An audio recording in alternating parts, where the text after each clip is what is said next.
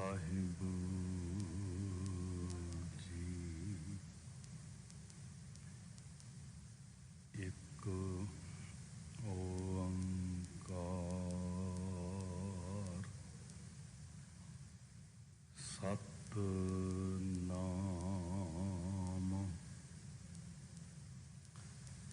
करता पुरख निरभौ निर्वैर अकाल मूरत आजुनी सैभं गुर प्रसाद।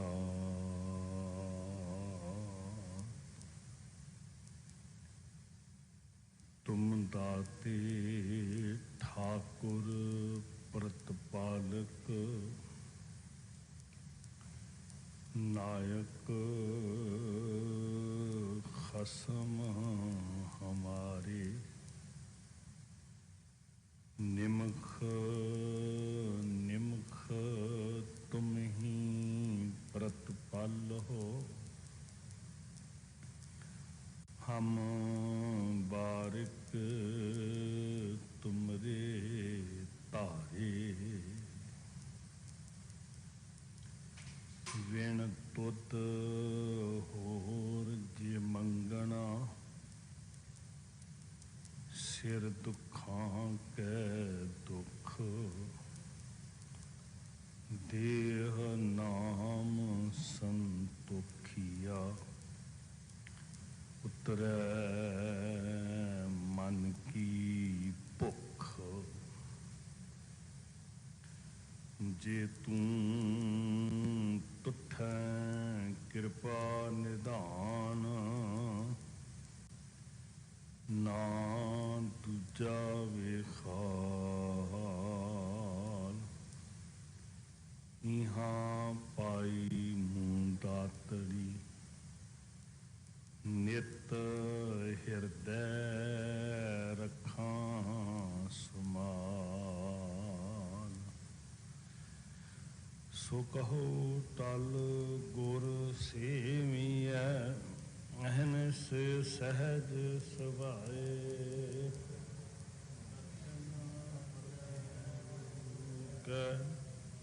जन्म मरण दुख सिफत खसम दी नूर अरसों कुरसों चटिया।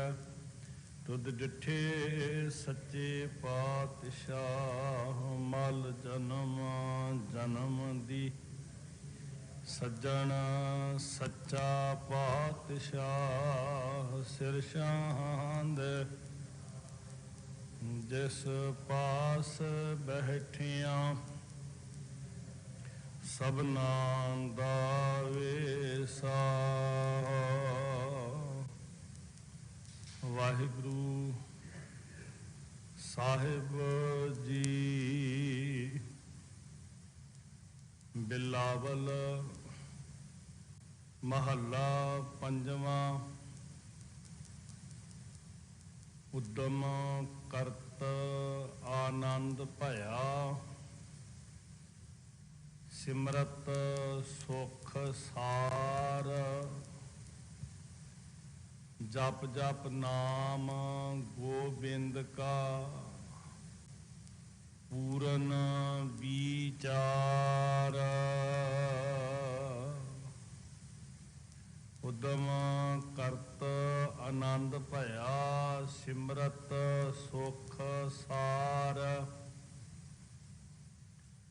जप जप नाम गोबिंद का पूरन विचार। चरण कमल गुर के जपत हर जप हों जीवा। पार ब्रह्म आराधते मुख अमृत पीवा। रहाओ जीव जंत सब सुख बसे, सब कै मन लोच, पर उपकार नित चितवते, नाहि कछ पोच। धन सो थान बसंत धन, जह जपिया नाम, कथा कीर्तन हर अत घना, सुख सहज विश्राम। मन ते कदे ना विसरै, अनाथ को नाथ, नानक प्रभ शरणागति, जाकै सब किश हाथ। मन ते कदे ना विसरै, अनाथ को नाथ, नानक प्रभ शरणागति, जाकै सब किश हाथ। वाहिगुरु जी का खालसा, वाहिगुरु जी की फतेह।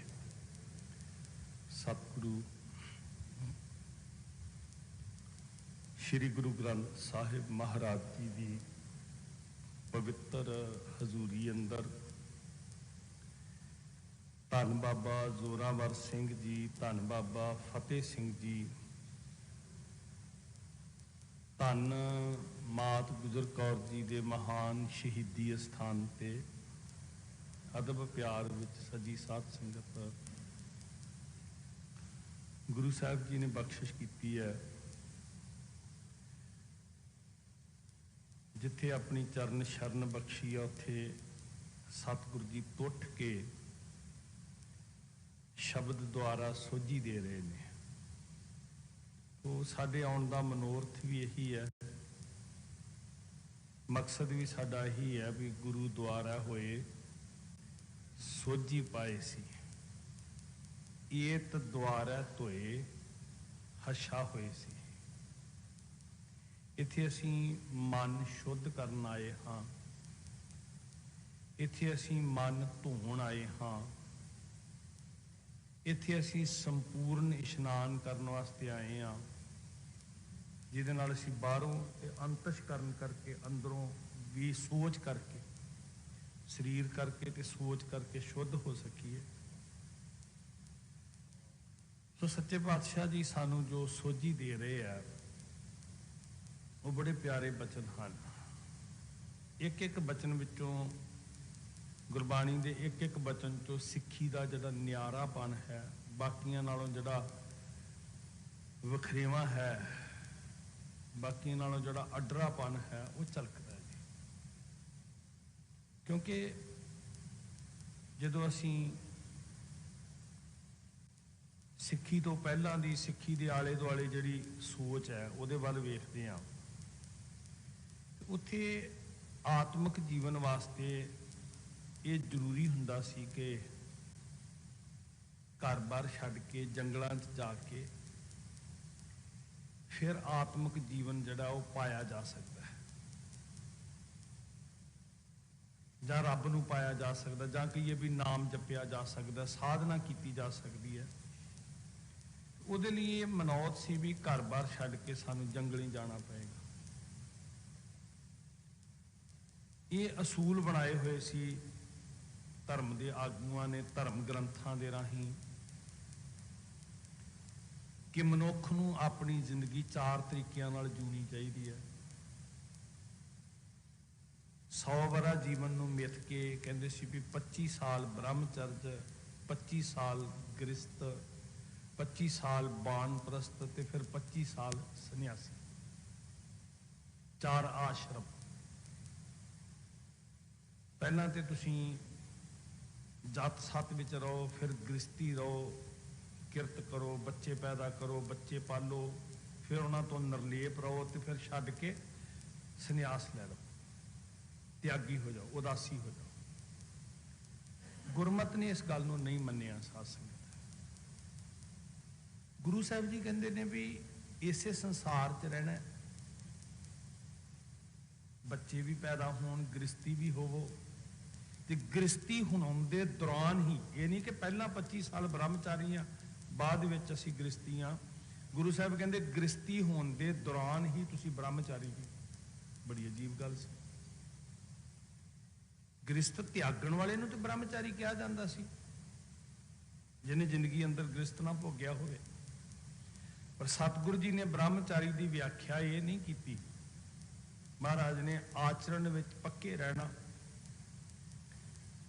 गृहस्थ धर्म विच परपक्क रहना। निज नारी कै संग निहो तुम नित बडइयो, पर नारी की सेज भूल सुपने पीना जइयो। एक गृहस्थी ब्रह्मचारी है।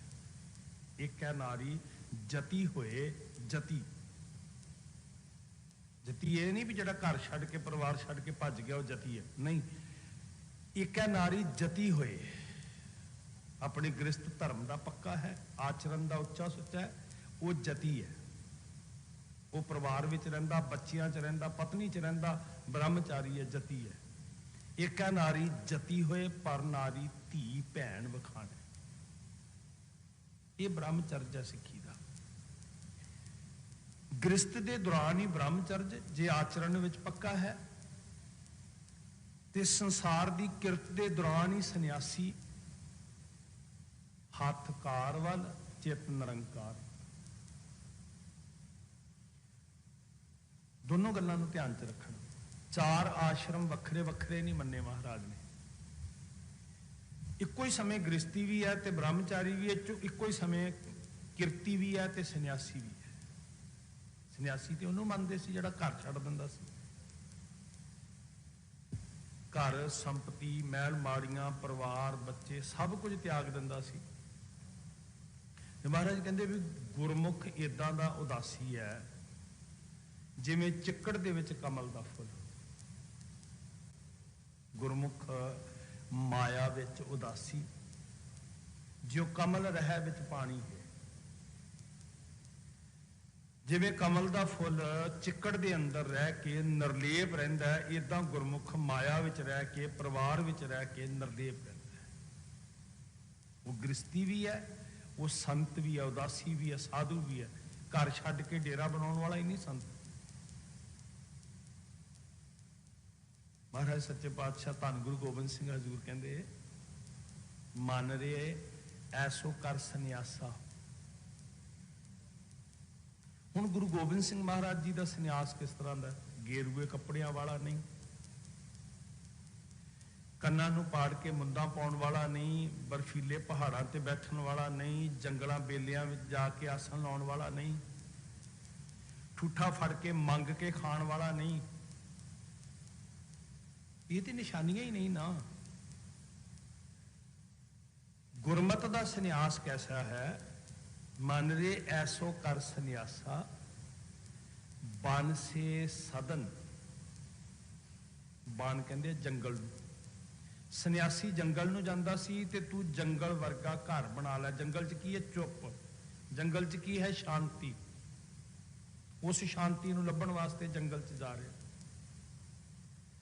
सतगुरु जी कहते तू घर विच चुप शांत माहौल बना। मन रे ऐसो कर सन्यासा, बन से सदन। इत्थे घर दा अर्थ हिरदा भी है कि शांति जंगलों चों नहीं लभनी, तेरे हिरदे घर च बननी। कई बारी जंगल च भी चलिया जाएगा तो अंदर का रौला मुकना ही। इस वास्ते चार दुआरी के अंदर ही रह के, सोहणियां छत्तां के अंदर रह के, सोहणे बिस्तरे ते सौ के, परिवार विच बच्चियां च रह के, जे तू सदन नूं बन बनाउणा सिख ले, तेनू सन्यासी बनना आ जाएगा, छड्डना कुछ भी नहीं पैना। मन रे ऐसो कर सन्यासा, बन से सदन सभै कर समझो, मन ही माहे उदासा। अंदर ही अंदर निर्लेप होना मन करके, मन ही माहे। हुण गल्लां दो आ गईयां साध संगत जी, एक ते है कार, एक है निरंकार। महाराज ने खंडन किया, मखट्टू होए क्या कन्न पड़वाए। घर बार छड्डिया, कहंदे जी साध बन गया, साध बन गया। ਮਖੱਟੂ ਹੈ, ਕੰਮ ਨਹੀਂ ਕਰ ਰਿਹਾ, ਕਿਰਤ ਨਹੀਂ ਕਰ ਰਿਹਾ, ਭਗੌੜਾ ਹੈ। ਗ੍ਰਿਸਤ ਤੋਂ ਵੀ, ਜ਼ਿੰਮੇਵਾਰੀਆਂ ਤੋਂ ਵੀ ਭਗੌੜਾ ਹੈ, ਤੇ ਗ੍ਰਿਸਤ ਨੂੰ ਪਾਲਣ ਤੋਂ, ਕਿਰਤ ਕਰਨ ਤੋਂ ਵੀ, ਮਾਪਿਆਂ ਪ੍ਰਤੀ ਫਰਜ਼, ਬੱਚਿਆਂ ਪ੍ਰਤੀ ਫਰਜ਼, ਜਿਹੜੀ ਵਾਹਿਗੁਰੂ ਜੀ ਦੀ ਪ੍ਰਕਿਰਤੀ ਹੈ ਉਹਦੇ ਤੋਂ ਭੱਜਣ ਵਾਲਾ ਬੰਦਾ ਕਿਵੇਂ ਕੋਈ ਧਰਮੀ ਹੋ ਸਕਦਾ ਜੀ? ਗੁਰਮਤ ਨਹੀਂ ਮੰਨਦੀ ਉਹਨੂੰ, ਕਿਹਾ ਮਖੱਟੂ।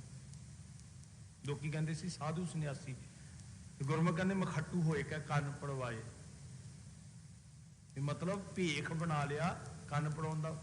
ਸਿਰਫ ਕੰਨਾਂ 'ਚ ਹੀ ਛੇਕ ਨਹੀਂ, ਕਈ ਤਰ੍ਹਾਂ ਦੇ ਭੇਸ ਨੇ ਜੀ।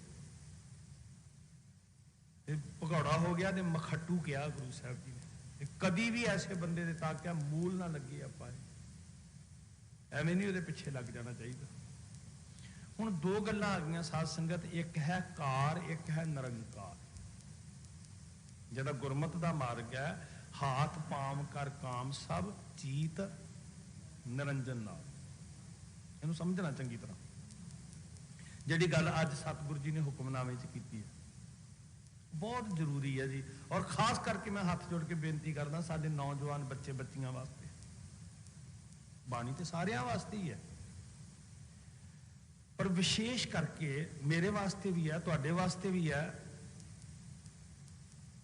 ਪਰ ਖਾਸ ਕਰਕੇ ਮੇਰੇ ਵੱਲੋਂ ਬੇਨਤੀ ਹੈ। ਗੁਰਬਾਣੀ ਦਾ ਨਿਰਣਾ ਨਹੀਂ ਹੈ ਵੀ ਸਿਰਫ ਨੌਜਵਾਨਾਂ ਲਈ, ਇਹ ਮੈਂ ਆਪਣੇ ਵੱਲੋਂ ਮਹਿਸੂਸ ਕਰਦਾ। ਬਾਣੀ ਦੀ ਜਿਹੜੀ ਰਹਾਉ ਦੀ ਪੰਕਤੀ ਹੈ, ਅੰਤਰੀ ਭਾਵ, ਇਹਦੇ ਵਿੱਚ ਮਹਾਰਾਜ ਸੱਚੇ ਪਾਤਸ਼ਾਹ ਜੀ ਕਹਿ ਰਹੇ ਨੇ, ਪਾਰ ਬ੍ਰਹਮ ਆਰਾਧ ਤੇ ਮੁਖ ਅੰਮ੍ਰਿਤ ਪੀਵਾ, ਚਰਨ ਕਮਲ ਗੁਰ ਕੇ ਜਪਤ, ਹਰ ਜਪ ਹੋਂ ਜੀਵਾ, ਪਾਰ ਬ੍ਰਹਮ ਆਰਾਧ ਤੇ ਮੁਖ ਅੰਮ੍ਰਿਤ ਪੀਵਾ। ਹੁਣ ਇਹ ਅੰਮ੍ਰਿਤ ਰਸ ਕਿਵੇਂ ਪੀਵਾਂ? ਵਾਹਿਗੁਰੂ ਜਪਿਆ, ਮੁਖੋਂ ਅੰਮ੍ਰਿਤ ਰਸ ਪੀਤਾ, ਅੰਮਿਓਂ ਝਰਨੇ ਚੱਲੇ ਜੀ, ਆਨੰਦ ਵਿੱਚ, ਵਿਸਮਾਦ ਵਿੱਚ, ਇੱਕ ਕਹਿ ਰਸ ਵਿੱਚ ਗੁੜੁੰਦ ਹੋ ਗਿਆ। ਉਹਦੇ ਲਈ ਕੀ ਕਰਨਾ ਪਏਗਾ? ਜੰਗਲਾਂ 'ਚ ਚੱਲੀਏ, ਪਰਿਵਾਰ ਛੱਡ ਕੇ ਤੇ ਹੋਰ ਖਲਜਗਨ 'ਚ, ਪਰਿਵਾਰਾਂ ਨਾਲੋਂ ਵੀ ਵੱਡੇ ਖਲਜਗਨ ਅੱਜ ਜਿਹੜੇ ਤਿਆਗੀ ਖਾਉਣ ਵਾਲੇ ਸੀ ਉਹ ਬਣਾਈ ਫਿਰਦੇ। ਗ੍ਰਿਸ਼ਤੀਆਂ ਦੇ ਨਾਲੋਂ ਜ਼ਿਆਦਾ ਮੋਹ ਵਿੱਚ ਜਕੜੇ ਹੋਏ ਅੱਜ ਦੇ ਸਾਧੂ ਖਾਉਣ ਵਾਲੇ। ਕਈ ਵਾਰੀ ਡੇਰਿਆਂ ਤੋਂ ਲੜਾਈਆਂ ਹੋ ਰਹੀਆਂ, ਗੋਲੀਆਂ ਚੱਲ ਰਹੀਆਂ, ਫਿਰ ਘਰ ਕਿਉਂ ਛੱਡਿਆ ਸੀ? ਜ਼ਮੀਨਾਂ ਜਾਇਦਾਦ ਦੇ ਕਬਜ਼ਿਆਂ ਤੋਂ ਲੜਾਈਆਂ ਹੋ ਰਹੀਆਂ, ਫਿਰ ਤਿਆਗੀ ਕਾਹਦਾ ਬਣੇ ਸੀ? ਸੋ ਗੁਰੂ ਸਾਹਿਬ ਜੀ ਨੇ ਜਿਹੜਾ ਮਾਰਗ ਦੱਸਿਆ ਨਾ ਜੀ, ਕਾਰ ਵੀ ਤੇ ਨਿਰੰਕਾਰ ਵੀ, ਨਾਮਾ ਕਹਿ ਤਲੋਚਨਾ, ਮੁਖ ਤੇ ਰਾਮ ਸਮਾਲ, ਹਾਥ ਪਾਮ ਕਰ ਕਾਮ। ਜਿਹੜੀ ਜਿਹੜੀ ਵੀ ਕਿਰਤ ਵਾਹਿਗੁਰੂ ਨੇ ਦਿੱਤੀ ਹੈ, ਕੋਈ ਕਲਮ ਚਲਾ ਕੇ ਤਨਖਾਹ ਲੈਂਦਾ, ਕੋਈ ਸਿਰ ਤੇ ਟੋਕਰੀ ਢੋ ਕੇ ਉਹਦੇ ਇਵਜ ਵਿੱਚ ਰੋਜੀ ਰੋਟੀ ਚਲਾਉਂਦਾ, ਕੋਈ ਹੱਥ ਵਿੱਚ ਕਹੀ ਦਾਤੀ ਫੜ ਕੇ ਸਾਰਾ ਦਿਨ ਖੇਤਾਂ 'ਚ ਕੰਮ ਕਰਦਾ। ਹਰ ਬੰਦੇ ਦੀ ਆਪਣੀ ਆਪਣੀ ਕਿਰਤ ਹੈ। ਸਾਨੂੰ ਵਾਹਿਗੁਰੂ ਨੇ ਕਿਰਤ ਦਿੱਤੀ, ਅਸੀਂ ਸਵੇਰੇ ਸ਼ਾਮ ਡਿਊਟੀ ਕਰਦੇ ਹਾਂ, ਤਨਖਾਹ ਲੈ ਕੇ ਟੱਬਰ ਪਾਲਦੇ। ਕਿਰਤ ਹੈ ਨਾ ਜੀ ਆਪਣੀ ਆਪਣੀ। ਕਿਰਤ ਵਿਰਤ ਕਰ ਧਰਮ ਦੀ। ਮਹਾਰਾਜ ਨੇ ਕਿਹਾ ਭੱਜਣਾ ਨਹੀਂ, ਦੂਜਿਆਂ ਤੇ ਨਿਰਭਰ ਨਹੀਂ ਹੋਣਾ। ਜਿਹੜੀ ਵੀ ਕਿਰਤ ਤੈਨੂੰ ਪਰਮੇਸ਼ਰ ਨੇ ਦਿੱਤੀ ਹੈ, ਜਿਹੜਾ ਵੀ ਤੈਨੂੰ ਸੁਵਿਧਾ ਲੱਭ ਰਹੀ ਹੈ, ਉਹ ਕਿਰਤ ਕਰ, ਕਾਲ ਖਾਏ। ਪਹਿਲੀ ਸ਼ਰਤ ਇਹ ਹੈ ਸਿੱਖੀ ਵਾਸਤੇ ਘਾਲਣਾ ਜ਼ਰੂਰੀ ਹੈ, ਮਿਹਨਤ ਕਰਨੀ, ਮਸ਼ੱਕਤ ਕਰਨੀ, ਕਿਰਤ ਕਰਨੀ। ਦੋਨੇ ਹੀ ਤੇ ਗੱਲਾਂ ਮਹਾਰਾਜ ਨੇ ਬਾਣੀ 'ਚ ਕਹੀਆਂ ਜੀ। ਕਿਰਤ ਸੱਚੀ ਸੁੱਚੀ ਹੋਵੇ ਤੇ ਵਾਹਿਗੁਰੂ ਜੀ ਦੀ ਯਾਦ ਹੋਵੇ, ਆਹੀ ਸੌਖਾ ਜਿਹਾ ਰਸਤਾ ਹੈ। ਉਠਤ ਬੈਠਤ ਹਰ ਹਰ ਧਿਆਈਐ, ਅਨ ਦਿਨ ਸੁਕਿਰਤ ਕਰੀਏ। ਸੱਚੀ ਸੁੱਚੀ ਕਿਰਤ ਕਰ, ਜਿਹਦੇ 'ਚ ਕੋਈ ਪਾਪ, ਦਵੈਕ, ਠੱਗੀ, ਧੋਖਾ ਨਾ ਹੋਵੇ, ਵਲ ਛਲ ਨਾ ਹੋਵੇ। ਬੇਈਮਾਨੀ ਰਲ ਜਾਂਦੀ ਨੇ। ਵੇਖੋ, ਬੇਈਮਾਨੀ ਸਿਰਫ ਦਫ਼ਤਰ 'ਚ ਬੈਠ ਕੇ ਰਿਸ਼ਵਤ ਲੈਣ ਨੂੰ ਨਹੀਂ ਕਹਿੰਦੇ। ਬੇਈਮਾਨੀ ਸਿਰਫ ਦੁੱਧ 'ਚ ਪਾਣੀ ਪਾਉਣ ਨੂੰ ਨਹੀਂ ਕਹਿੰਦੇ। ਇੱਥੇ ਬੈਠ ਕੇ ਕਥਾ ਕਰਦੇ ਆ, ਜੇ ਇਮਾਨਦਾਰੀ ਨਾਲ ਆਪਣੀ ਕੌਮ ਵਾਸਤੇ, ਸਿੱਖੀ ਵਾਸਤੇ, ਜਿਨ੍ਹਾਂ ਦੀ ਕਮਾਈ ਵਿੱਚੋਂ ਰੋਜੀ ਰੋਟੀ ਖਾਣੀ ਹੈ, ਜੇ ਇਮਾਨਦਾਰੀ ਨਾਲ ਫਰਜ਼ ਨਹੀਂ ਨਿਭਾਉਂਦਾ ਤੇ ਕਥਾ ਕਰਦੇ ਆ ਵੀ ਬੇਈਮਾਨ। ਅਸੀਂ ਕਈ ਵਾਰੀ ਕਹਿੰਦੇ ਦਫ਼ਤਰ ਵਾਲਾ ਹੀ ਰਿਸ਼ਵਤ ਲੈਂਦਾ। ਤਾਂ ਮਹਾਰਾਜ ਨੇ ਕਿਹਾ ਸੁਕਿਰਤ ਕਰੀ। ਉਹ ਭਾਵੇਂ ਕੋਈ ਵੀ ਕਿੱਤਾ, ਮਰੇ ਹੋਏ ਪਸ਼ੂਆਂ ਦੀ ਖੱਲ ਲਾਉਂਦੇ ਆ ਬਾਬਾ ਰਵਿਦਾਸ, वो भी सुकिरत है। सुकिरत यही नहीं भी जिहदे च हाथ ही सुच्चे होण, चिट्टे होण, साफ होण, वो भी सुकिरत कर रहे हैं। भावें हाथ खून नाल लिबड़े आ, कपड़े मैले कुचैले ने, पर सुकिरत है। सो सिੱਖੀ दे अंदर ये दो गल्लां प्रवान ने। उस्तत मन मैं कर निरंकार, कर मन मेरे सत व्यवहार। सच्चा सुची जिहड़ा व्यवहारक जीवन है साडा, दोनों गल्लां वास्ते जरूरी की है जी? जे दोनों ही काम करने आपां, अन दिन वाहिगुरू भी जपना तो सुकिरत भी करनी है। सगल धर्म में श्रेष्ठ धर्म, हर को नाम जप निर्मल कर। दोनों काम करने हैं ना जी। तो जे दोनों कर्म करने हैं तो वो वास्ते एक तीजी चीज की बड़ी वड्डी लोड़ है। जे वो ना होई तो दोनों च फेल हो जाए। इन्हू बड़ी बरीकी ना समझ ली जी गल अज सतगुरु जी ने सिखाई।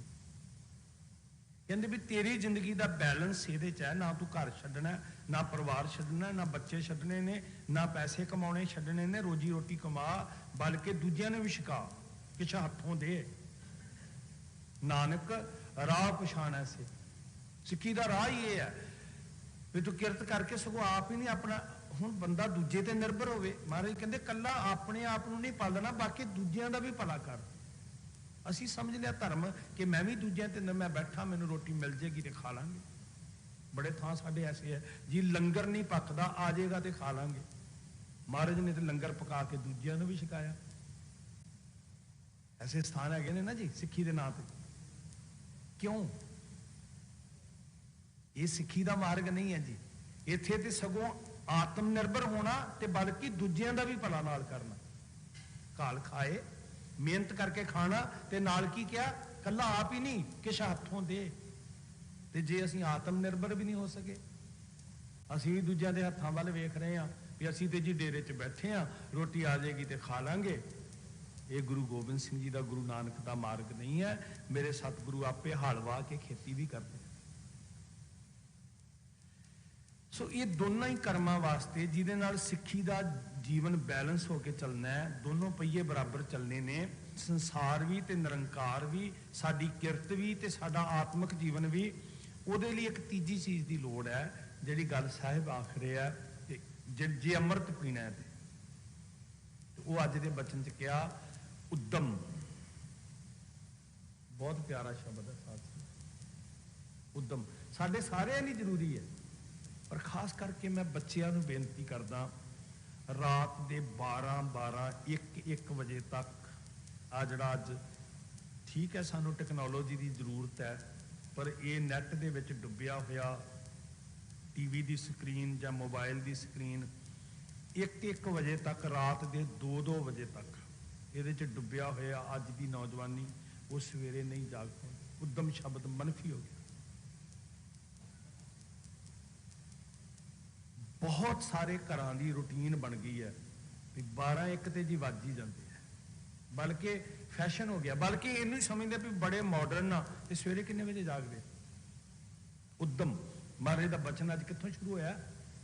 धन गुरु अर्जन साहब महाराज जी बिलावल राग अंदर कह रहे, उद्दम करत आनंद भया। अमृत पीण तक पहुंचना है। मान लो भी अंब का फल बड़ा मिठा है जी, फलों का राजा है, तो असीं कहने बड़ा रस होंदा है, पर मित्रा प्रोसैस तो समझना। धरती तैयार करनी है, बीज लाना है, बूटा पलना है, साफ संभाल होनी है, रुत आनी है, बूर पैना है, हनेरियां का सामना करना है, फिर जाके किते वो बूटे दिन लगे हुए फल ने रस में तब्दील होना। तो वो जे पिछला कुछ वेख्या ही नहीं, रस लेना चाहते हैं, आत्मक अमृत पीना चाहते हैं, पर जिथों गुरु साहब जी गल शुरू कर रहे, गुरु नानक साहब महाराज ने उदाहरण दी। हजूर कहते घ्यो बड़ा ताकतवर है जी, स्वाद बन जाता प्रशादा, देसी घ्यो का तड़का लाओ जी, दाल में थोड़ा जहा पा दो जी, प्रशादे ते ला दो जी, रस आ जाता है। पर मित्रा पिछे तो वेखना भी शुरू कित्थों होना है। जे तू रस लेना चाहता है, भांडा धोए बैस धूप देवो, तो दूध को जाओ, दूध करम फुन सुरत समायण, फिर ये मन ईटी हाथ करो, फुन नेत्रों नींद ना आवे, रसना नाम जपो तब मथिया, इन विधि अमृत पाओ। ਹੁਣ ਅਸੀਂ ਘਿਓ ਦਾ ਸਵਾਦ ਤੇ ਲੈ ਰਹੇ ਹਾਂ, ਬਰਤਨ ਨੂੰ ਸਾਫ਼ ਕਰਨ ਤੋਂ ਲੈ ਕੇ, ਦੁੱਧ ਰੱਖਣ ਤੋਂ ਲੈ ਕੇ, ਜਾਗ ਲਾਉਣ ਤੋਂ, ਦਹੀਂ ਬਣਾਉਣ ਤੋਂ, ਰਿੜਕਣ ਤੋਂ, ਮੱਖਣ, ਉਹ ਸਾਰਾ ਪ੍ਰੋਸੈਸ। ਇੱਥੇ ਮਹਾਰਾਜ ਕਹਿੰਦੇ ਮੁਖ ਅੰਮ੍ਰਿਤ ਪੀਵਾਂ, ਮੈਂ ਪੀਣਾ ਚਾਹੁੰਦਾ, ਮੈਂ ਦੇਸੀ ਘਿਓ ਖਾਣਾ ਚਾਹੁੰਦਾ, ਮੈਂ ਅੰਬ ਚੂਪਣਾ ਚਾਹੁੰਦਾ, ਬੜਾ ਸੋਹਣਾ ਰਸ ਆ ਉਹਦਾ, ਮੈਂਗੋ ਸ਼ੇਕ ਪੀਵਾਂਗਾ, ਪਰ ਉਹਦੀ ਤਿਆਰੀ ਕਿਹਨੇ ਕਰਨੀ ਹੈ? ਆਤਮਿਕ ਜੀਵਨ ਦੀਆਂ ਅਸੀਂ ਗੱਲਾਂ ਕਰਦੇ ਹਾਂ, ਆਤਮਿਕ ਰਸ ਤੇ ਦੋ ਗੱਲਾਂ ਤੇ ਟਿਕਿਆ ਹੋਇਆ ਇਹ ਰਸਮਈ ਜੀਵਨ, ਕਿਰਤ ਕਾਰ ਤੇ ਨਿਰੰਕਾਰ ਦੋਨੋਂ ਹੀ। ਤੇ ਦੋਨਾਂ ਵਾਸਤੇ ਸ਼ਬਦ ਕੀ ਹੈ? ਉਦਮ। ਮਨੁੱਖ ਦੀ ਜ਼ਿੰਦਗੀ ਦਾ ਸਭ ਤੋਂ ਵੱਡਾ ਦੁਸ਼ਮਣ ਹੈ ਦਲਿੱਦਰ। ਭਾਵੇਂ ਉਹ ਵਪਾਰੀ ਹੈ, ਭਾਵੇਂ ਉਹ ਵਿਦਿਆਰਥੀ ਹੈ, ਭਾਵੇਂ ਉਹ ਕਿਸਾਨ ਹੈ, ਭਾਵੇਂ ਉਹ ਸਾਧੂ ਸੰਤ ਹੈ, ਭਾਵੇਂ ਨਾਮ ਜਪਣਾ ਹੈ, ਭਾਵੇਂ ਪੈਸਾ ਕਮਾਉਣਾ ਹੈ, ਉਦਮ ਹੈ ਤੇ ਕਾਮਯਾਬ ਹੈ, ਦਲਿੱਦਰ ਹੈ, ਨਾ ਵਪਾਰੀ ਕਾਮਯਾਬ, ਨਾ ਵਿਦਿਆਰਥੀ ਕਾਮਯਾਬ, ਨਾ ਪੁਰਖ ਕਾਮਯਾਬ, ਨਾ ਸੁਆਣੀ ਕਾਮਯਾਬ। ਜਿਹੜੀ ਬੀਬੀ ਰਾਣੀ ਸਵੇਰੇ 10 ਵਜੇ ਉੱਠੇਗੀ, ਕੀ ਸਾਂਭੇਗੀ ਚੁੱਲ੍ਹਾ ਚੌਂਕਾ? ਜਿਹੜਾ ਵਿਦਿਆਰਥੀ ਸਕੂਲ ਟਾਈਮ ਤੋਂ 1 ਮਿੰਟ 5 ਮਿੰਟ ਪਹਿਲਾਂ ਉੱਠ ਰਿਹਾ, ਕੀ ਕਾਮਯਾਬ ਹੋਵੇਗਾ? ਸਿੱਖੀ ਦਾ ਬੁਨਿਆਦੀ ਸ਼ਬਦ ਹੈ ਉਦਮ। ਗੁਰ ਸਤਿਗੁਰ ਕਾ ਜੋ ਸਿੱਖ ਖਾਏ ਸੋ ਭਲ ਕੇ ਉੱਠ। ਇਹ ਸ਼ਬਦ ਬੜਾ ਜ਼ਰੂਰੀ ਸੀ ਸਾਧ ਸੰਗਤ। ਸਾਨੂੰ ਜਿਹੜਾ ਅੰਮ੍ਰਿਤ ਵੇਲਾ ਦਿੱਤਾ ਨਾ ਮਹਾਰਾਜ ਨੇ, ਉਹ ਇਸੇ ਲਈ ਦਿੱਤਾ ਹੈ, ਸਾਡੀ ਮਨੋ ਦਸ਼ਾ ਨੂੰ ਬਲਵਾਨ ਕਰਨ ਵਾਸਤੇ ਦਿੱਤਾ ਹੈ। ਮਤਲਬ ਇਹ ਨਹੀਂ ਕਿ ਸਿਰਫ ਸਵੇਰੇ 4 ਵਜੇ ਨਾਮ ਜਪਿਆ ਜਾ ਸਕਦਾ ਹੈ, ਐਸੀ ਕੋਈ ਗੱਲ ਨਹੀਂ ਹੈ। ਬਹਿੰਦਿਆਂ ਉੱਠਦਿਆਂ ਹਰ ਨਾਮ ਧਿਆਵੈ।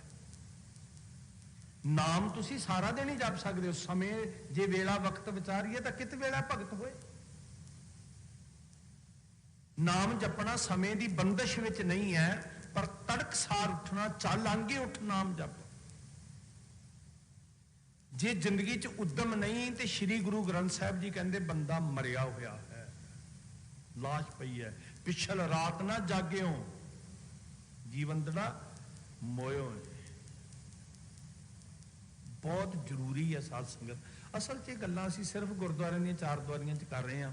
ਲੋੜ ਸੀ ਵੀ ਸਾਡੇ ਸਕੂਲਾਂ ਕਾਲਜਾਂ ਵਿੱਚ ਇਹ ਗੱਲਾਂ ਹੁੰਦੀਆਂ।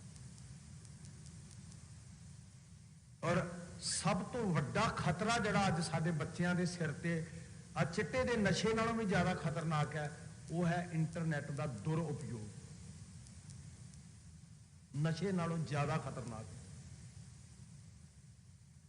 ਟੈਲੀਵਿਜ਼ਨ ਦਾ ਦੁਰਉਪਯੋਗ। ਹਰ ਚੀਜ਼ ਦੀ ਕੋਈ ਲਿਮਟ ਹੁੰਦੀ ਹੈ।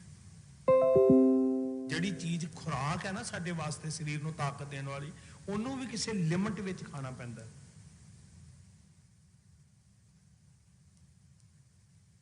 ਜੀਵਨ ਦਿੰਦਾ ਪਾਣੀ, ਨਦੀਆਂ ਵਗਦੀਆਂ ਨੇ, ਤੇ ਜੇ ਉਹ ਸਾਈਡਾਂ ਵਾਲੀਆਂ ਲਿਮਟਾਂ ਤੋਂ, ਕੜਾਂ ਤੋਂ, ਕਿਨਾਰਿਆਂ ਤੋਂ ਟੁੱਟ ਜਾਣ, ਕਿਨਾਰੇ ਬੰਨ ਟੁੱਟ ਜਾਣ, ਫਿਰ ਕੀ ਹੋਏਗਾ? ਉਜਾੜਾ। ਸੋ ਜ਼ਿੰਦਗੀ ਨੂੰ ਇਸ ਡਿਸਿਪਲਿਨ 'ਚ ਬੰਨਣਾ, ਇਸ ਅਨੁਸ਼ਾਸਨ 'ਚ ਬੰਨਣਾ, ਇਹ ਸਿੱਖੀ ਦਾ ਧਰਮ ਹੈ। ਅੰਮ੍ਰਿਤ ਵੇਲੇ ਉੱਠਣਾ। ਅਸੀਂ 100 ਅੱਜ ਉਹਦੇ ਤੇ ਗੱਲਾਂ ਕਰਨ ਲੱਗ ਪਏ, ਕਿਉਂਕਿ ਅਸੀਂ ਆਪਣੇ ਦਲਿੱਦਰ ਦੇ ਉੱਤੇ ਮੋਹਰ ਲਾਉਣਾ ਚਾਹੁੰਦੇ ਹਾਂ। ਕੀ ਫਾਇਦਾ ਜੀ? ਠੀਕ ਹੈ, ਕੋਈ ਬੰਦਾ ਸਵੇਰੇ 3 ਵਜੇ 4 ਵਜੇ ਡਿਊਟੀ ਤੋਂ ਪਰਤ ਰਿਹਾ, ਉਹਦੀ ਮਜਬੂਰੀ ਹੋ ਸਕਦੀ ਹੈ, ਉਹਨੂੰ ਆਰਾਮ ਦੀ ਵੀ ਲੋੜ ਹੈ। ਹੋ ਸਕਦਾ ਉਹ ਉਦੋਂ ਨਿਤਨੇਮ ਕਰਨ ਲੱਗੇ ਉਹਦਾ ਮਨ ਨਾ ਜੁੜੇ, ਜੋ ਕਹੇ ਮੈਂ ਘੰਟਾ ਸੌਂ ਕੇ ਕਰ ਲੈਣਾ, ਕੋਈ ਚਿੰਤਾ ਨਹੀਂ। ਇਹ ਨਹੀਂ ਵੀ ਉਹ ਸਿੱਖੀ ਤੋਂ ਖਾਰਜ ਹੋ ਜਾਏਗਾ। ਪਰ ਲੱਗਦੀ ਵਾਹ ਸਾਧ ਸੰਗਤ, ਮਤਲਬ ਇਹ ਹੈ ਕਿ ਦਲਿੱਦਰੀ ਨਾ ਹੋਈਏ। ਕਿਉਂਕਿ ਸਾਹਿਬ ਕਹਿ ਰਿਹਾ ਉਦਮ ਕੀ ਮਿਲੇਗਾ ਜੀ? ਉਦਮ ਨਾਲ ਉਦਮ ਕਰਤ ਆਨੰਦ ਭਇਆ। ਆਨੰਦ ਭਇਆ। ਉਦਮ ਕਰੇਂਦਿਆਂ ਜਿਉ ਤੂੰ। ਜੇ ਜਿਉਣਾ ਹੈ ਨਾ, ਉਦਮੀ ਬਣ। ਸਾਡੇ ਮੁਹਾਵਰੇ ਵਾਂਗੇ ਸ਼ਬਦ ਵੱਡੇ ਵਰਤਦੇ ਸੀ ਕਿ ਜਿਵੇਂ ਪੱਖੇ ਦੇ ਅੱਗੇ ਬੈਠੀਏ ਤੇ ਹਵਾ ਲੱਗਦੀ ਹੈ ਨਾ, ਏਦਾਂ ਉਦਮੀ ਬਣੀਏ ਤੇ ਬੰਦਾ ਕਮਾਈ ਕਰਦਾ ਹੀ ਕਰਦਾ, ਭਾਵੇਂ ਉਹ ਰੂਹਾਨੀ ਕਮਾਈ ਹੋਵੇ, ਭਾਵੇਂ ਉਹ ਸੰਸਾਰੀ ਕਮਾਈ ਹੋਵੇ। ਬੋਲਦੇ ਸੀ ਨਾ ਬਜ਼ੁਰਗ, ਉਦਮ ਅੱਗੇ ਲక్ష్ਮੀ, ਪੱਖੇ ਅੱਗੇ ਪੌਣ। ਸੋ ਇਹਨੂੰ ਜ਼ਿੰਦਗੀ ਦੀ ਬੁਨਿਆਦ ਬਣਾਈਏ ਜੀ ਅਸੀਂ ਸਾਰੇ। बड़ा ये मन नाल जंग करनी पैंदी है उद्यम लई, बड़ी वड्डी जंग है। इन्हें तो कहना है भी बड़ा आनंद, मैं क्या जी तुसी सर्वे करवा लो, 1000% बंदा कहता भी सवेरे ते सौण का मजा ही वखरा है, रस ही बड़ा होंदा जी। सारी रात भावें ना सोवे, अद्धी रात तक गल्लां करदियां गुजार देवे, सवेरे वो कहता ना ना जी बड़ा रस आउंदा। मन है ना वो जित रहा, वो सानू कह रहा भी कपड़ा खिंच मूँह ते लै लै, साडी जंग लगी हुई है। जे असीं हार गए, सिर्फ वो 5 मिनट भी कहता 1 सैकंड ही हुंदा है, जे ते छाल मार के बिस्तर तो उठे उद्यम किया फिर ते भाई जित गए, है ना। बंद करो फोन पे, फिर तो तुसी 1 सैकंड है, सिर्फ 1 सैकंड, तो जे 1 सैकंड लिए सोच रहे ना जी कोई गल नहीं अलार्म बंद करते हैं तो ठहर के उठते हैं, फिर हार गए। तो मेरे खास करके बच्चे बच्चियां वीरां भैनां नूं बेनती करता, मन जीता, विश्व विजेता बन जाओगे जे वो 1 सैकंड नूं जित गए, तो बहुत तगड़ा दलिदरी है। मैं बचपन च कहानी सुनी, कोई महात्मा सी, सवेरे उठना सी, निग लग्या, उठन नूं चेतना किया, छप्पड़ां दे तलाबां दे पानी हुंदे सी, हाय पानी ठंडा है किवें पानी च वड़ांगा, ये कई बहाने बनाउंदा ना जी मन अंदरों। इन्हें कहना अज मेरा सिर दुखदा, अज पै जा, अज थोड़ा जिहा बुखार लग रहा, हुंदा कख नहीं है, ये अंदरों बोलदा है। उस महात्मा ने गोदड़ी लई हुई, कंबल भूरा लिया होया ते निग लग्या, खिंच के पल्ला उपर लै लिया। दूजे दिन भी इदां ही होया, है तो 1 सैकंड ही सी। उस रब दे बंदे ने एक महसूस किया तीजे दिन कि मैं हार गया, मन जित गया। तीजे दिन भी उठन लगा, उस भूरे ने कहा निग है, कंबल ने कहा निग है, ते जंग लग गई जी। अंदरों आवाज आई निग है, ये समेत कंबल उठिया ते ठंडे पानी दे विच जाके वड़ गया, कहने लगा चल तेनों भी नाल गिलिया करदा। हुण गल हथ दी नहीं है साध संगत, गल मुख ते हर चित में युद्ध विचार। ताइयों ते खालसा हर वेले जंग च है ना, खालसा सो जो चढ़ा तरंग, खालसा सो जो करे नित जंग। तरंग का मतलब है उद्यमशील, क्रियाशील, अगाह को त्रांग, पिछे फेरना मोढड़ा। देखो सिक्खी दे सूल किड्डे कमाल दे है भी मेरे बच्चे अगे वधन का यतन कर। दलिद्र कहता ढेरी ढह के बह जा।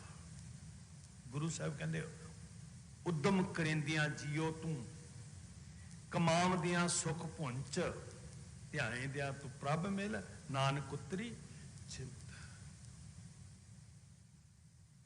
भावें रब रब करना है, भावें विद्या पढ़नी है, भावें खेती करनी है, बिजनेस करना है, दलिद्री बंदा कदी कामयाब नहीं होना।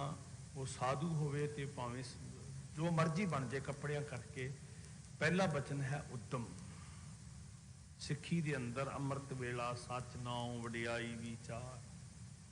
सिक्खी दे अंदर चल लांगे उठ नाम जप, पिछड़ रात ना जागे जीवन दड़ा मोया मरिया वर्गा है। सो उद्यम करत आनंद भया, सिमरत सुख सार। दोनों पासे ही खुशियां ने। सिमरदियां वाहिगुरु जी के नाम का रस, सुखां का, आत्मक सुखां का एक वखरा विस्मादी जिहा हुलारा आया ते उद्यमी बन के आनंदमयी जीवन बन गया। किते वाकई एक कदम पुट के वेखिए साध संगत, जूझ के वेखिए निज दे नाल। जिहड़ा साडे पैरां नूं रोकण दा यतन कर रहा ना, कोई नहीं दुश्मन साडा। फुन नेत्रो ये मन ईटी हाथ करो, फुन नेत्रो। जे ये तत्त पाउणा है ते नेत्रा काहदा बनाउणा है? नींद ना आवे। दलिद्र नूं त्यागी, आलस नूं त्यागी। उद्यम करत आनंद भया सिमरत सुख सार जप जप नाम गोबिंद का पूर्ण विचार। पूर्ण मतलब लबालब, रब्बी गुण रब्बी ज्ञान रब्बी विचार लबालब भर जाती है उत्थे। वाहिगुरू जी का नाम जपना है तो उद्यमी बनना जी। सिख ने दूजियां ते निर्भर नहीं होना, सिख ने सगों दूजियां का पेट पालना है।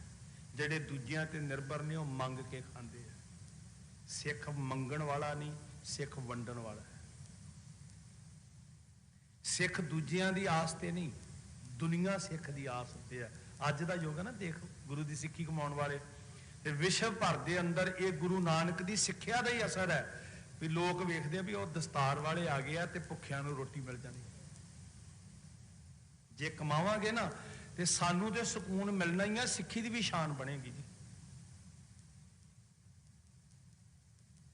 ਆਤਮ ਵਿਸ਼ਵਾਸ ਆਏਗਾ, ਆਤਮ ਨਿਰਭਰ ਹੋਵਾਂਗੇ, ਵਿਲ ਪਾਵਰ ਆਏਗੀ ਸਾਡੇ ਅੰਦਰ। ਕਦੀ ਨਹੀਂ ਡੋਲਾਂਗੇ, ਫਿਰ ਅਸੀਂ ਕਮਜ਼ੋਰ ਨਹੀਂ ਪਵਾਂਗੇ ਅੰਦਰੋਂ। ਚਰਨ ਕਮਲ ਗੁਰ ਕੇ ਜਪਤ ਹਰ ਜਪ ਹਉ ਜੀਵਾ।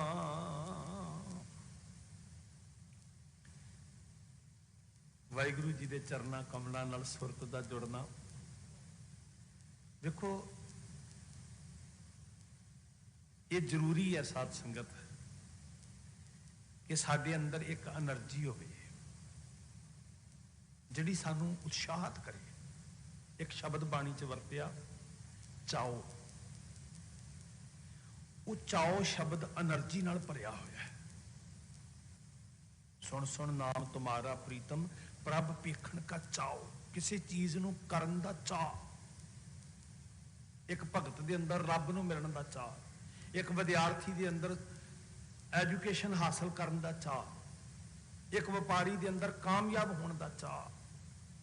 ਤੇ ਜਦੋਂ ਕੋਈ ਚਾਅ ਨਾਲ ਉੱਠ ਕੇ ਕੰਮ ਕਰਦਾ ਨਾ, ਉਹਦੇ ਅੰਦਰ એનર્ਜੀ ਆਉਂਦੀ ਹੈ, ਤਾਕਤ ਆਉਂਦੀ ਹੈ, ਥੱਕਦਾ ਨਹੀਂ। ਉਸ ਚਾਅ ਵਿੱਚ ਖੁਸ਼ੀ ਹੈ। ਕਦੀ ਮਾਂ ਨੂੰ ਪੁੱਛੋ, ਪੁੱਤ ਦੇ ਵਿਆਹ ਦਾ ਚਾਅ ਹੈ, ਨਾ ਉਹ ਥੱਕਦੀ ਹੈ ਨਾ ਉਹਨੂੰ ਭੁੱਖ ਲੱਗਦੀ ਹੈ, ਬਲਕਿ ਖੁਸ਼ੀ ਇੱਕ ਤਾਕਤ ਦੇ ਰਹੀ ਹੈ। ਆਹ ਹੈ એનર્ਜੀ, ਪੋਜ਼ਿਟਿਵ એનર્ਜੀ। ਗੁਰੂ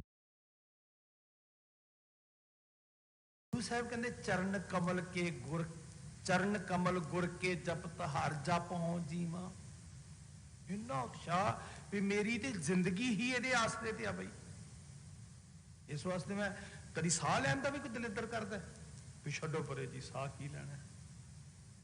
ਹਰ ਜਪ ਹਉ ਜੀਵਾ ਪਾਰ ਬ੍ਰਹਮ ਆਰਾਧ ਤੇ ਮੁਖ ਅੰਮ੍ਰਿਤ ਪੀਵਾ। ਵਾਹਿਗੁਰੂ ਸਿਮਰਦਿਆਂ ਉਦਮੀ ਬਣ ਕੇ ਕਾਲ ਕਮਾਉਂਦਿਆਂ ਫਿਰ ਉਸ ਅੰਮ੍ਰਿਤ ਰਸ ਨੂੰ ਰੱਜ ਰੱਜ ਕੇ ਪੀਵਾਂ ਜਿਹਨੂੰ ਸੰਸਾਰ ਤਰਸ ਰਿਹਾ। ਉਹਦੇ ਵਿੱਚ ਇੱਕ ਅਕਹਿਰ ਰਸ ਹੈ, ਉਹਦੇ 'ਚ ਇੱਕ ਸਕੂਨ ਹੈ, ਉਹਦੇ ਅੰਦਰ ਇੱਕ ਆਨੰਦ ਹੈ, ਸਹਿਜ ਹੈ। ਸਾਧ ਸੰਗਤ ਪ੍ਰਾਪਤੀ ਹੈ ਨਾ ਜੀ। ਜਦੋਂ ਚਾਓ ਤੋਂ ਬਾਅਦ ਪ੍ਰਾਪਤੀ ਹੁੰਦੀ ਹੈ ਉਦੋਂ ਮਨ ਉਤਸ਼ਾਹਤ ਹੁੰਦਾ ਜੀ।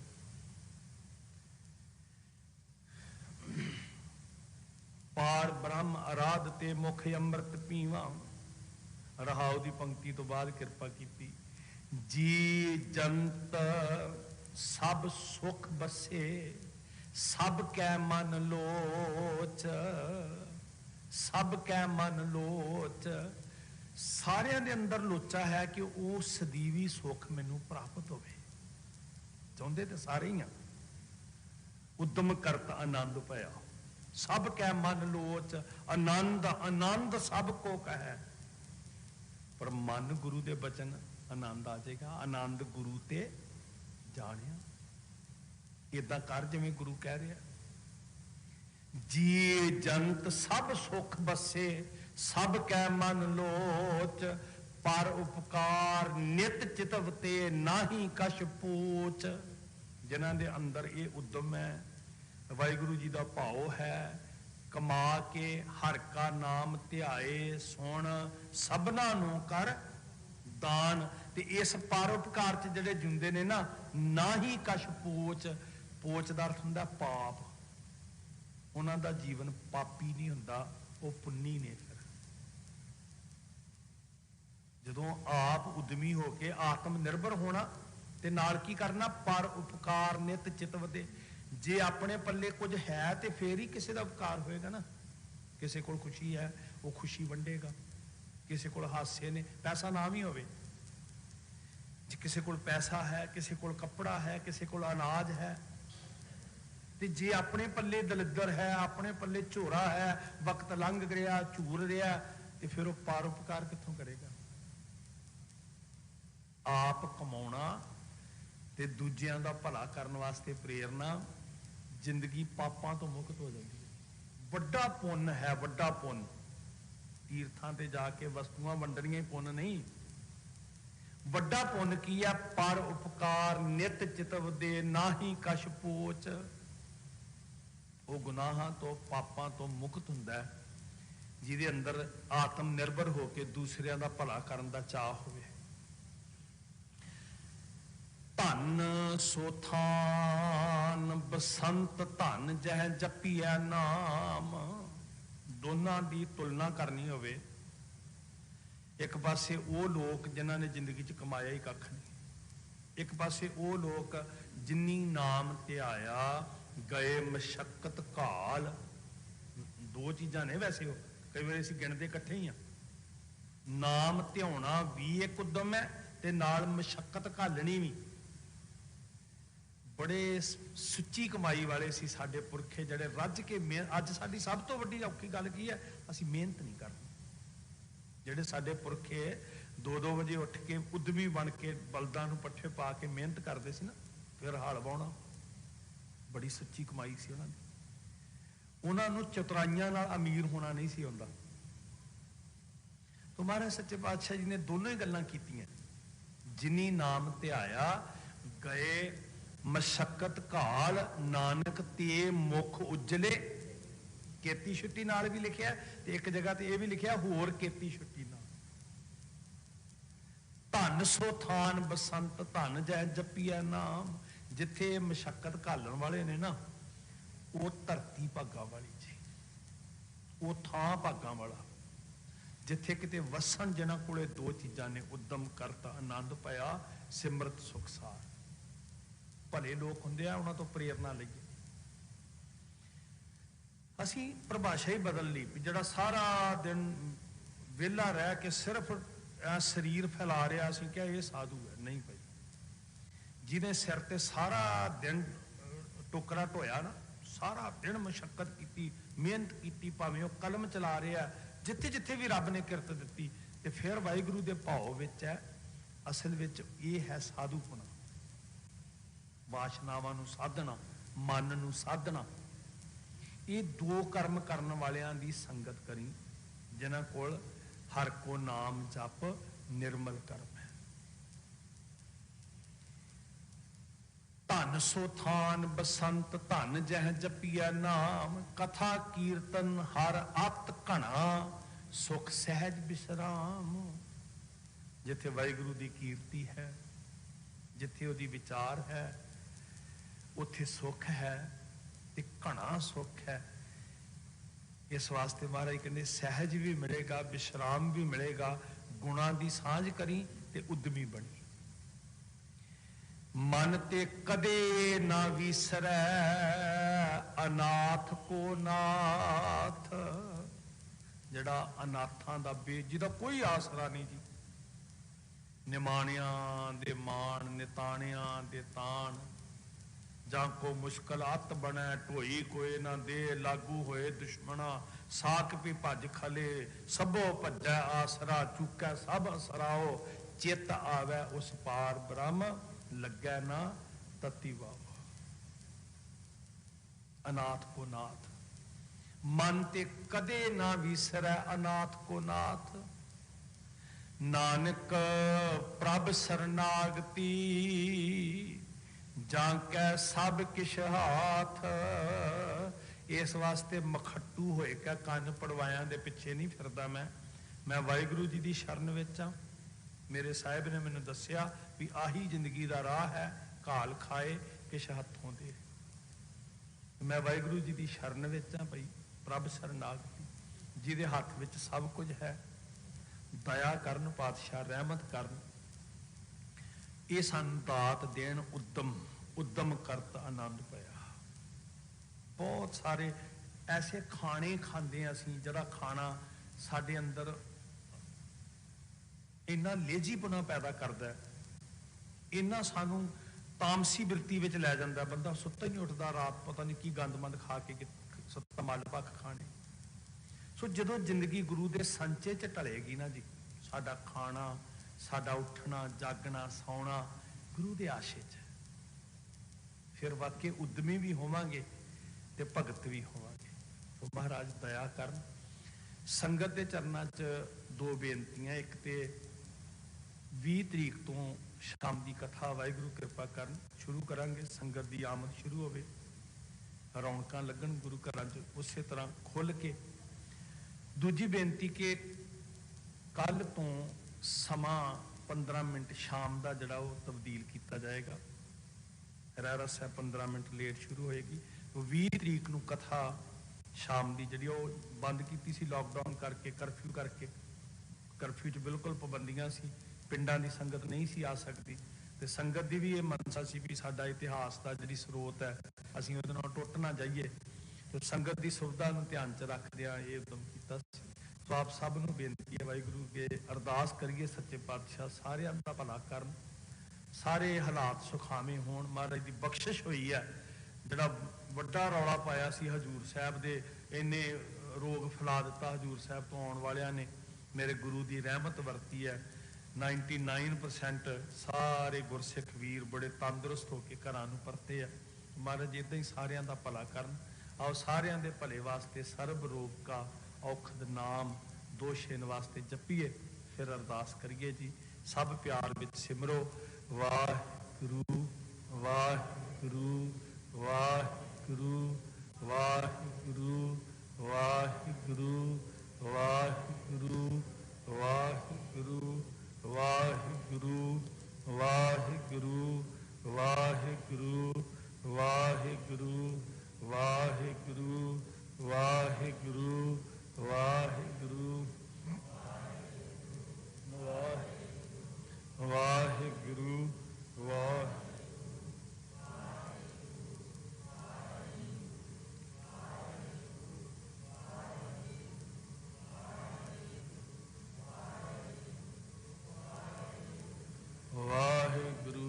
ਵਾਹਿਗੁਰੂ ਵਾਹਿਗੁਰੂ ਵਾਹਿਗੁਰੂ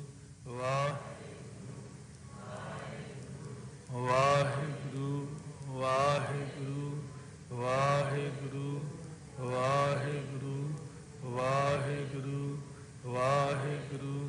ਵਾਹਿਗੁਰੂ ਵਾਹਿਗੁਰੂ ਵਾਹਿਗੁਰੂ।